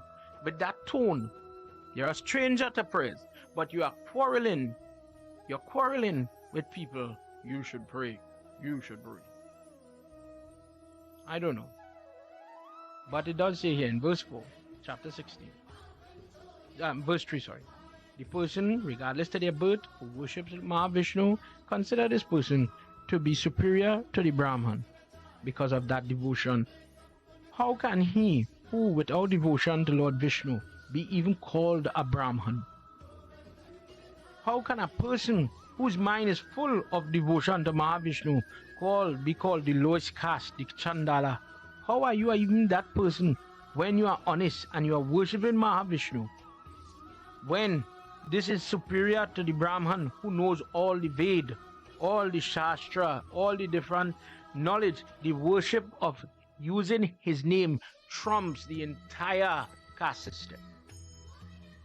Formerly, in the Dwapar Yuga, there was a person who is born in a tribe of people that lived in the mountain, very remote. Cakrika is his name, who tilled the land, and the land in a mountain is not very fertile, is not very, easy to deal with. with the incline, water becomes an issue depending. The soil is very thin and it is troublesome. He did not have a good birth. He doesn't come from an illustrious or a prayerful family, or the money is not there to give charity as other people would like. But without a good livelihood, from paycheck to paycheck, more or less, would depend on the land and animals, hunting and other things to live. However, he talked like a Brahman. He talked in terms of the knowledge of Brahman, faith. He controlled. Why is the book saying he talked like a Brahman? He controlled anger. He was free from harming others. What you see Bhagavad Gita chapter 12 again. Who is the person that Lord Krishna really, really likes? The person, even when you are taunted, he's practicing ahimsa. He doesn't want to harm. He doesn't want to just lash out. But when a person go-to move is violence, you're in a different mode. Person is kind. The person is highly devoted to mother and father. This person is acting like a Brahman. He has these traits. And because of the traits, he's looked at as that. He had not talked about, nobody talked to him, nobody initiated him in Vishnu's worship. He had not learned about the various texts and the art, like how we talk in here tonight about Lord Vishnu worship, and by and large gaining the liberation. Imagine somebody didn't tell you if you drink Shaligram water at the time of death, you get Lord Vishnu's house. The Tulsi leaf, Tulsi water, you get Lord Vishnu's house. But this person has that. I don't know how he get it. Maybe he come in the womb with it, people say. Yet, in his mind, naturally, steadily came devotion for Mahavishnu. Every day, he remembered this. Remember the dance move? According to the Sudra method, Atharva Ved, this says this is the person. The person is illustrated. Maybe we have Canva and different apps and different methods now, streaming platforms that will show a cartoon illustrating the Sudarshan Chakra. But in those days where there was less and less technology, the dancer is showing to the audience. The person who controls the Sudarshan Chakra is Lord Vishnu. Within him, he understands the disholder. He understands Hari, Keshav, Govind, Vasudev, Janardana. He who is born in this mountain family would put into his own mouth whatever fruit he would see in the trees, the berries, the different things that are in season. He would put it in his mouth first, taste it, and then take it out of his mouth. He said, Lord Vishnu, this tastes good. I want to offer this to you. He doesn't know. When you say mantra hinam, kriya hinam, I don't know all the rules of the fast. I don't know all the methodology. I don't know all the mantra. I don't know what is appropriate. I don't know what is inappropriate. Because somebody might judge this guy and say, you stupid, what? How are you supposed to taste the thing? You taste it, you would jota it first and then give it to God? Look at the mind. Look at the devotion. Nobody is saying he's a scholar. This is a young child. After all, that is, nobody has taught this child. He did not grow up in a home where the mother is able to give the teaching. This is how to do arti. This is how to offer the flowers. Today I did prayers and a mother and father was teaching a baby. Babe, right hand, not left hand. Simple. Bow. There's no parent to give that here because this is not from which, it isn't in their family. But within this child's heart, would wait to taste the sweet. So he wants the sweet taste. And when he found it, this one, dear God, this one is for you. Taste it now. Taste it now. And there's nobody there, but in his mind, taste it now. You taste it. And he would offer it to Lord Vishnu.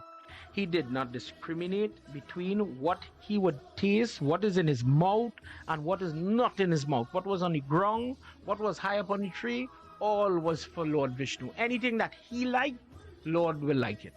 God will like it. And in his simple ways, talking constantly with that thought of whatever I enjoy, he will enjoy. Whatever I like, he will like.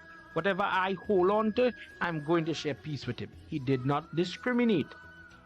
The habit of one own class always remains to the top. It always prevails. But oh, Jaimani, in this person, he acted as if he was born in the family of pundits and he held on to this way. So imagine what you know, you were taught. But let's think about Prahalad, another example. Prahalad is born into a family where the father teaching him, worship me, I am gold, I am the king. Don't worship Vishnu, based on Prahalad's teaching when he was in the mother's belly, if you go back to that time. Why did Prahalad have this innate ability to worship Lord Vishnu? He was taught that whilst in the mother's womb. And regardless of the family he was born into, Prahalad had this amazing ability to even bring Mahavishnu to the earth. And he wasn't a Brahman. But his attitude was amazing. His devotion was pure. This young boy, whilst roaming the forest, found a ripe prial tree, a species variety not in the Western world. And he's looking, and he's not finding this fruit for some time. And he was very happy. When he did find this fruit, he didn't know this tree existed in this place. And knowing how good this fruit is, he still found a ripe one and pushed it in his mouth. Jaimani, when he put the fruit into his mouth, it slipped into the throat, but block it here. Couldn't swallow it. Imagine we are tasting a piece of aloes, with the natural viscosity of the flesh. It slipped in your throat. If you ever had it, likewise. One could imagine. It slipped faster than he wanted it to. He didn't get to just nibble and then say, okay, Lord Vishnu, I want you to taste it. It was ready to go down. With his left hand, he choked himself here to block the fruit from going. He stopped its downward movement, and the entire cavity, left and right hand, stopped. One block holy fruit, next one blocking himself. Cakrika, in that moment, thought of Lord Vishnu and was telling him, what is happening? What is this? I don't want to swallow this thing because I didn't give you to taste it. I didn't give you a taste of it. And if I don't offer you this fruit, O enemy of Murari, then a sinner like me, what is the purpose of being born? If my purpose is to really worship you and to meditate on you, and if every time I eat I call you, then I'm doing what I'm supposed to do. But if I don't do it, what am I doing? What is the truth? And look at the intelligence of the child. If you and I were given a limited amount of years, and at the end we have to give up all the things we are fighting for, the gold, the money, the land, the spouse, the children, everything, you have to leave it. We know this. We are aware. But we spend the little time we have holding on to things that we really have to give up. And the one thing that is real that we have to meet with God, that's the last thing on the list sometimes. He's looking at it in a different way. I'm wasting time. So I do not want you to allow this fruit to go down. Please don't mistake me. I don't want to fill my belly without filling your belly. Yet that fruit could not come back up. It had reached a point that it couldn't come back up. Jaimani, that true devotee, made a little cut on the throat to take out the fruit. A little extreme between me and you. But he cut the throat and he offered it with his limited understanding. He thought this was appropriate. Remember, he's not taught. I'm not saying in any way this is appropriate. First thing Keshava say. There are many things that people do that don't make sense to you and I. This is an example of a very harsh austerity. This is not religious practice. This is probably ignorance of a child, but look at the intent.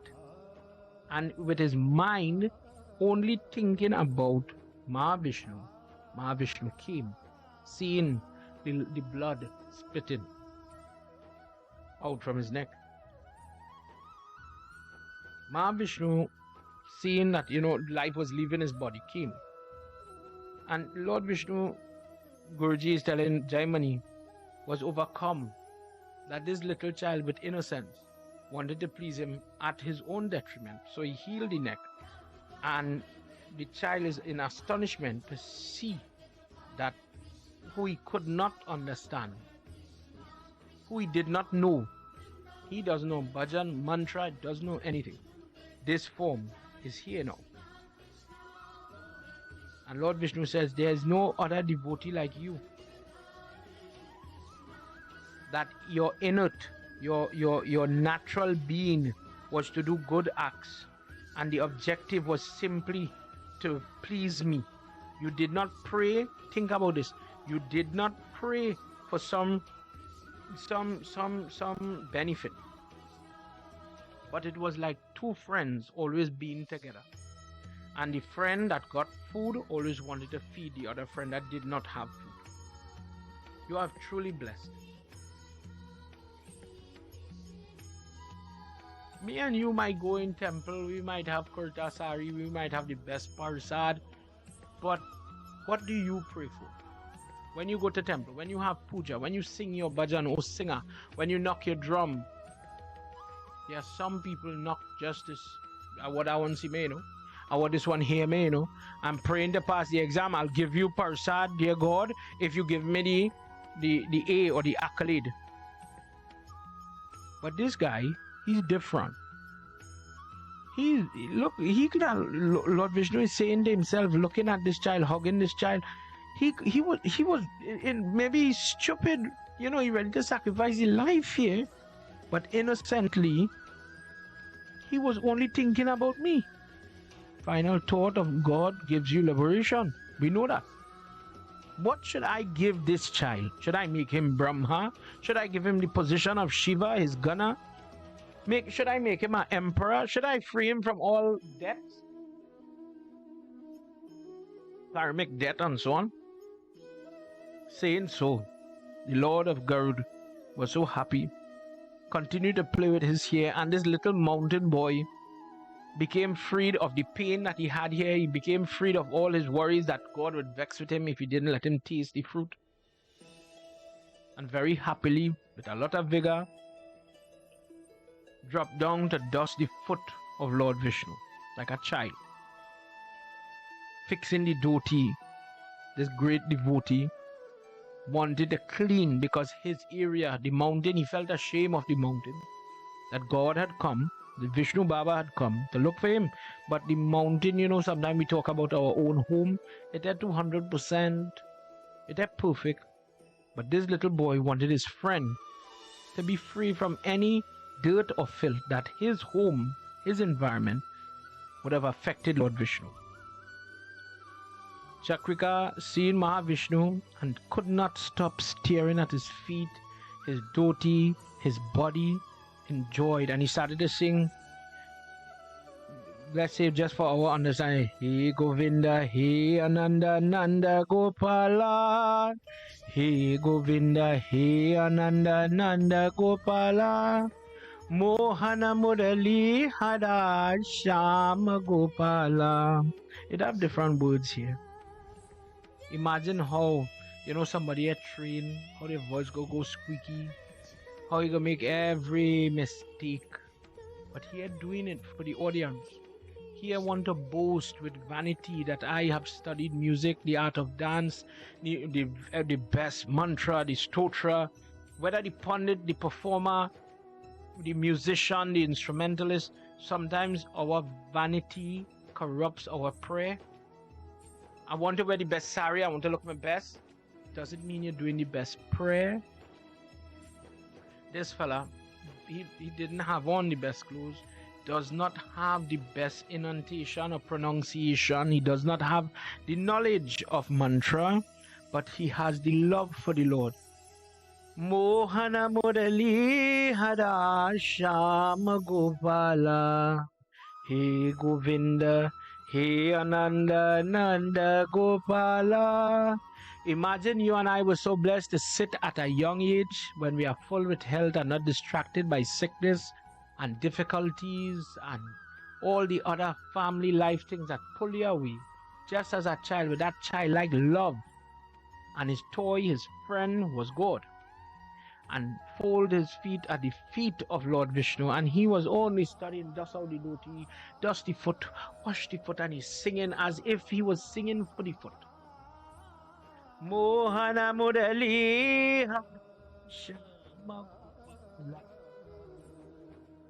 Sundara Giridari Hare Natavara Lala Madhava Keshava Madana Gopala. He starts to pray and he says, Prabhu, you are that Vishnu who removed the Kshatris in the Parshuram avatar. Through your power, you remove the burden of this earth time and time again. That in the soul, the love for the Lord, the knowledge of the Lord was there, and those things were coming out. It was permeating. Some people have the ability to really influence, and just by their company, I don't know if you ever had that experience, just by being with somebody and hearing from them, when you pray and you do it the right way, the person will make you want to believe. You want.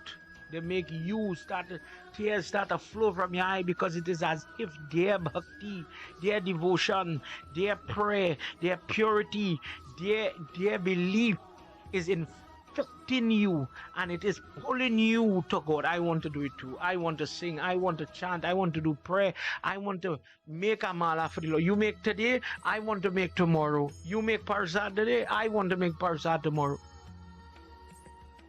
And that influence, that positive influence is there because Mahavishnu is within the person. Jaimani, Vishnu listened to the prayer of this little boy, this innocence, Cakrika, and he was very pleased. Verse 40 of this chapter 16, choose, oh child, choose anything in this universe and I will give it to you. He says, Lord Vishnu, God of gods, today I'm seeing you and I am feeling like I am one with you. I did not worship you with any type of prasad, the correct ingredients, the right articles, your particular flowers, the relevant or the right type of incense, the diya with the right type of oil. I didn't know your different names. I never got to chant your Sahasranam. I never got the flowing water that is coming off your foot. I never got to put that on my head. I never got to bathe in these places. I did not get to eat that which was offered to you, the prasad. I didn't get prasad from your puja, let's say like Satyanarayan puja or Vishnu Ekadasi Brat puja. I did not even get to observe a vow in your honor, Ekadasi Brat. How is it I am able to see you? What more could I ask for? Think about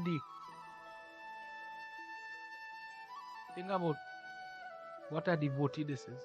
If me and you see the Lord now, it are people who will say, God bless me to get my visa, bless me to get money, bless me to get out of this marriage, bless me to go back to a time when I had my health.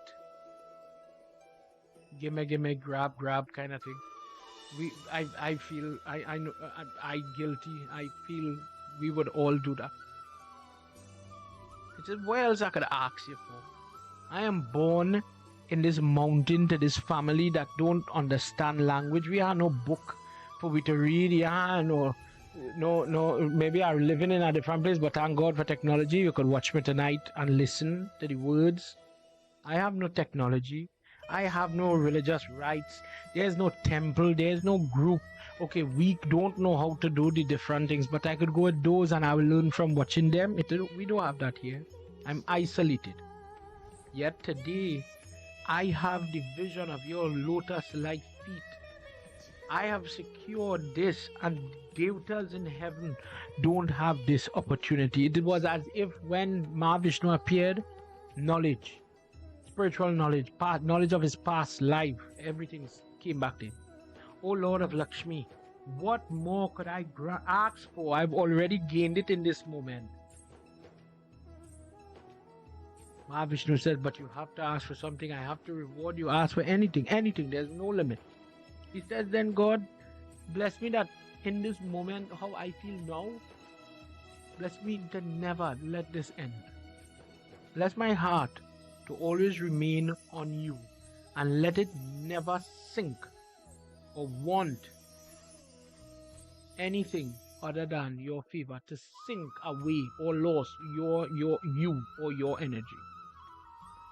The Lord said, I have to act when a person is ardent, genuine. When they call on me, I have to come. It is as if I become a servant to my devotee. When you, with your genuine, earnest offer love, you may not know every intricate detail. As you are saying, you are born on a mountain, you're isolated from the knowledge of all the Ved and all the different temple and all these different opportunities. But in your heart, you had the right attitude. You are the lotus flower that I stand in. If your body be the lotus, I be the soul in the middle. And you offered to me whatever you had, whatever you did. Everything that you are, it delighted you when I became involved. What we do is when I'm eating vegetarian, I'll offer that to God and I'll hide the KFC from God. God wouldn't see that part. When I'm drinking orange juice, I'll say, God, bless the juice, bless the dairy, the fruit juice then. But when I'm drinking vodka and orange juice, I'll hide that from God. He wouldn't see that part. He says, I accepted your devotion because everything you did was part and parcel. It was like we were always in contact. And today you're asking me to bless you to remain and to be, this is the important part, listen, to be stable in your devotion. Those forces that come to distract a person, to take a person away from their devotion, from their sattvic nature, from the goodness, the things that test a person, verse 50 onwards, those things that test a person, break their zeal, distract them, those workers of darkness, darkness, Kali Yuga, dark, black, those things that take a person away from their practices, let my four hands that hold the four things, the Shankli, Chakra, the Gada, Padma, the four hands of Mahavishnu always shield you from the influence and the effect of the workers of Kali or the darkness that exists, that break people and break their stride, break their intention, break their zeal, break their hard work and all that they strive to do. I, the universal soul, the protector, what do we call him? The protector. What is he protecting you from? The effects of Kali Yuga and its workers. The sustainer, sustaining your devotion. The highest Lord, having embraced the devotee. There is nothing in this world that you will not attain by my protection and my presence. O Cakrika, who was highly intent on the devotion of Mahavishnu, in your prayer, I am here with you. And in reality, I am never without you, or you are never without me. He took to the place called Dwarka in Dwapar Yuga is when this man is alive, and he goes to the city of Dwarka, and there he does and does and does until he gets into the company of Krsna, the incarnation of Mahavishnu. And when life left his body in the city of Dwarka, he attained Vaikuntha, where he became a servant of Lord Vishnu, never to return. Therefore, O Jaimani, blessed is the person who becomes God dependent in this life. That the person is so pure in all that they're doing. When they get up in the morning, you're talking to God. When you're closing your eyes, you're talking to God. And you harbor that communication with God.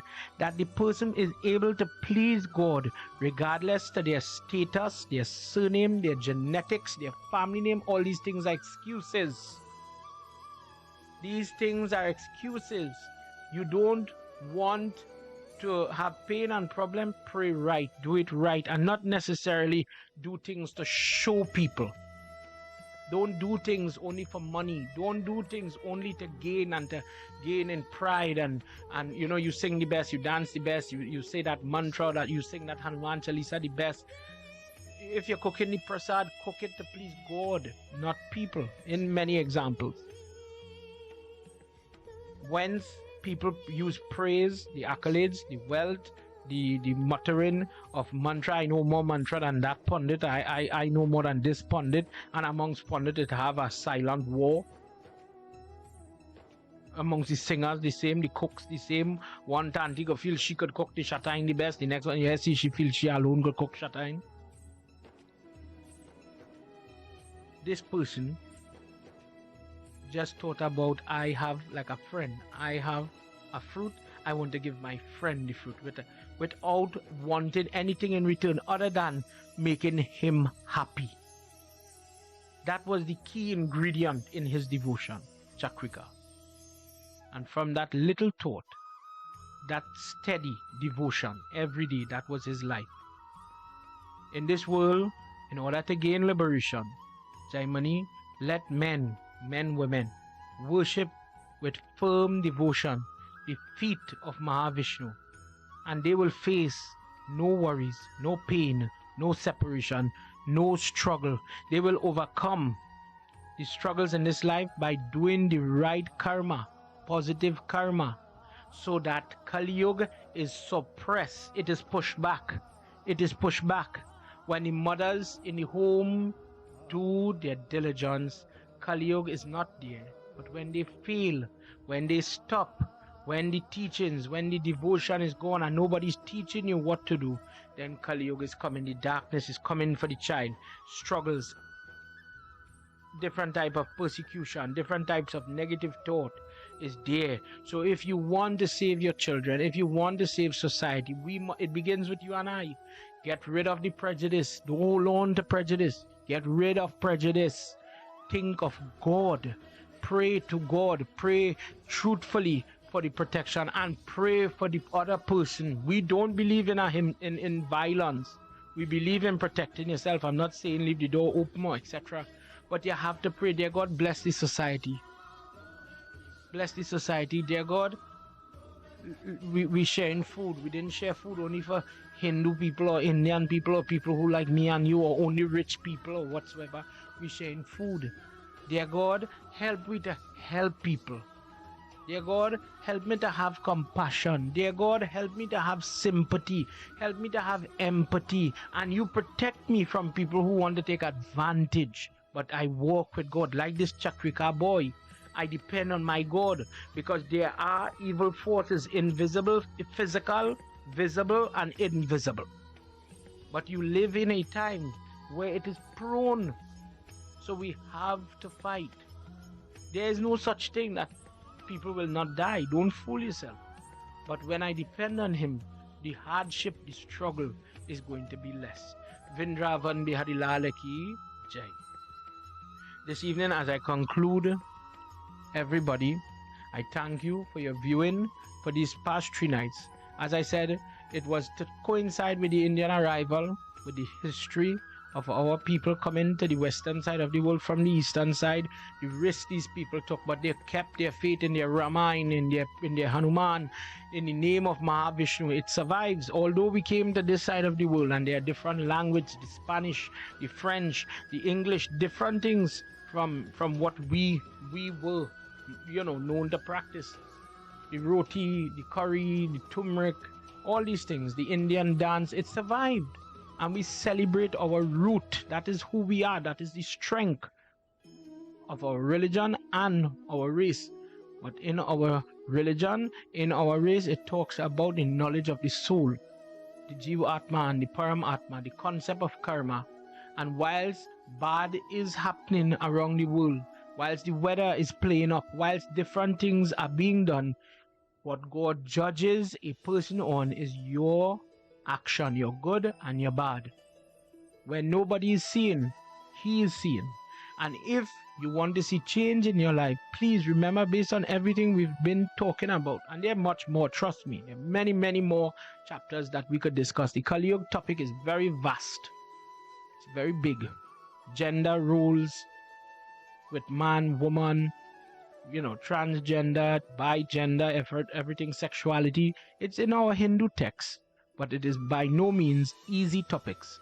because everybody's view is relevant and important.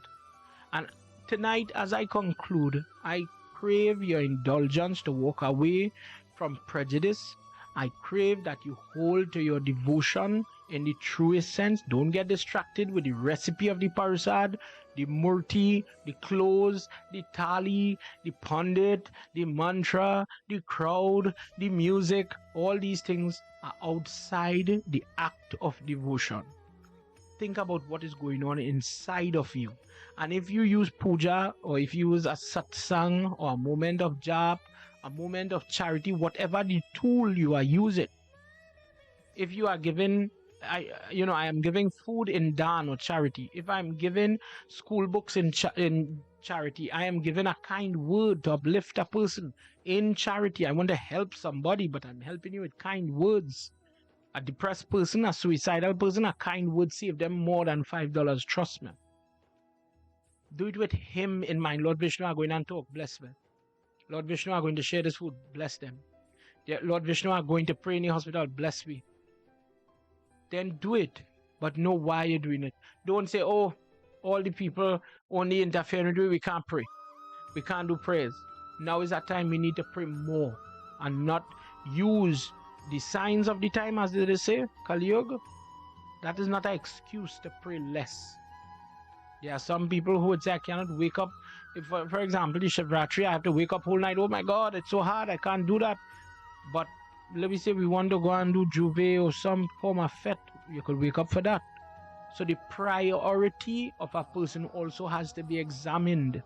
Your morality and modesty also has to be examined, because we are praying for safety when it comes to women, our girls, our children. Kali Yuga is noted as one of the times when women will not be safe anymore, and nobody cares. It is as if people, oh, another man dead, okay, once it's not my family, who cares? Another person dead, who cares? Another woman is found in a bag, who cares? It's only when it reaches home to you, then we cannot be so callous and insincere and insensitive. One life is one life too much. When somebody dies side the road, somebody's murdered, we have to try, get involved. And why am I saying this? Get involved to be part of the change. When, at least with us here at the ashram, I encourage godchildren, parents, family members, not only, okay, I'll come by your house and do a puja and we'll do satsang, but when we are doing our charity events, not only sharing food in hampers, because there are many homes that don't have food. There are still people who are catching back. Maybe some people have money, but there are many homes that still don't have a job, they just can't get a job. There are many places where people cannot balance the food bill and the rent in the States. America, the land of gold and honey, is not as, so sweet right now. England is going through hardships. Throughout this world, you're seeing it. So if you could get in line and help share some dal and rice, do it. If you have mango on your tree and we're sharing for the Bhagavad coming up, you'll see me again when we're reading Bhagavad and we're sharing food. Come and take up your hand and share some food. I don't have much. Share your time. When we were doing the beach cleanup, we're going in the hospital to pray with people who lost a limb. Maybe not the infectious ward, we're careful about that. But people who have little diabetic problem, a safe ward now, if you understand what I say. To go in and teach youngsters, the teenagers who given all the trouble in the world, come, let me go. You wouldn't believe the effect it has on their psyche when people, regardless of race and religion, listen, young boy, you see that mother you have there? Work with you, is a wake-up call. And for me, my experience works phenomenal with the type of troubles that children are behaving or displaying home today. And I'm not meaning teenagers alone. There's some blessed teenagers. Imagine it have some 40-year-old people who act very selfish and callous and dokedam with their parents. Remember, Kali Yuga? Parents are not worshipped anymore. I am just offering an avenue. What is the ashram about? A place of learning. The Guru's home where you come and you could benefit. Because in the company of good people doing good things, this is where you're going to be able to get prasad. You're going to be able to share prasad. or those things that are touched by Mahavishnu. What is prasad? Something that is touched by God, not a particular recipe, touched by God, and it brings blessedness to you.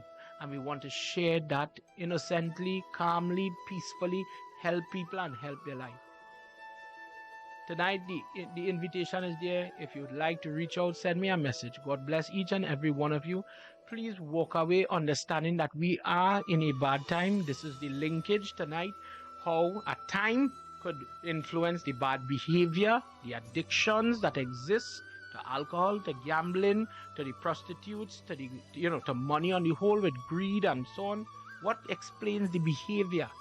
When the person is under the influence of alcohol, when a person is, let me say, they find gold and gold rush fever is in them, and they want money, they want the money.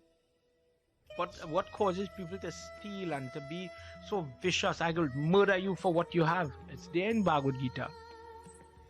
Please remember tonight what we've spoken about, and remember the little boy that comes from the downtrodden family, not the illustrious home.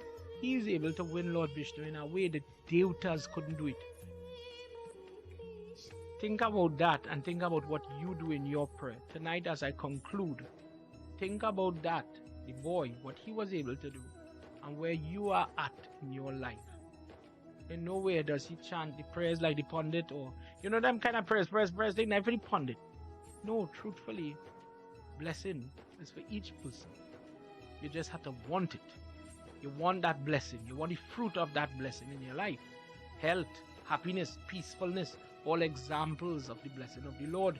They don't come just so. Please remember that.